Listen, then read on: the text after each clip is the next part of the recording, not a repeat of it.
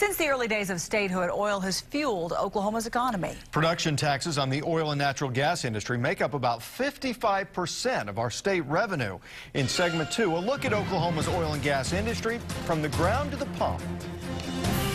My mother's maiden name. For 50 years, the corner of 21st and Lewis in Midtown Tulsa has been home to a family-run service station. Reeder's is unique in a lot of ways. It still offers full service.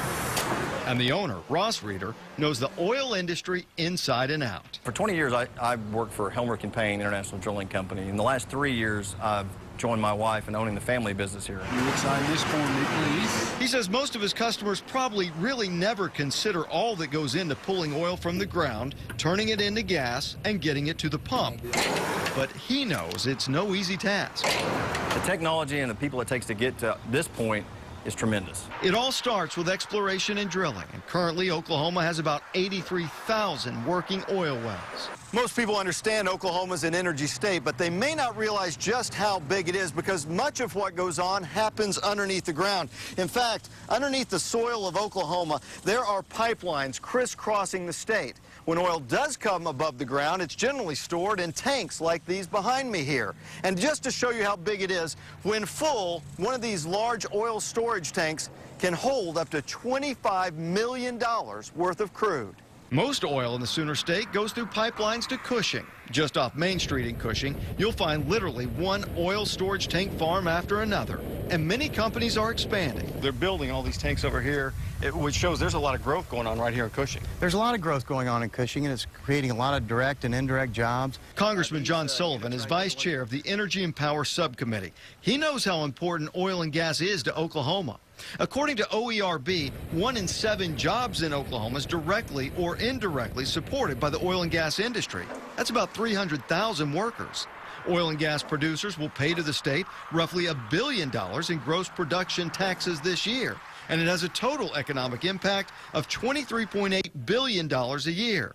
But there are obstacles. The oil spill last year in the Gulf, environmental concerns about natural gas drilling, and high prices at the pump have energy experts looking for alternatives. So what does that mean for an energy state like Oklahoma? Congressman John Sullivan says it's not all bad news. As we move forward in the energy industry, looking at different ways to do things, it's going to create jobs, it's going to help our community, and it's going to help this area as well. From Cushing, oil flows through pipelines to refineries, including the 2 in Tulsa owned by the Hawley Corporation. Here, crude is refined to various products like jet fuel and gasoline.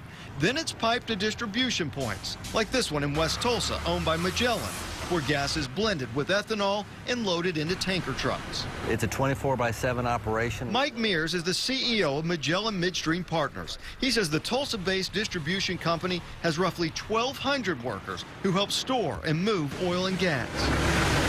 We load approximately 200 to 250 trucks a day through this facility, which is about 1.8 million gallons a day. From here, gas is trucked to places like Reeder's Service Center.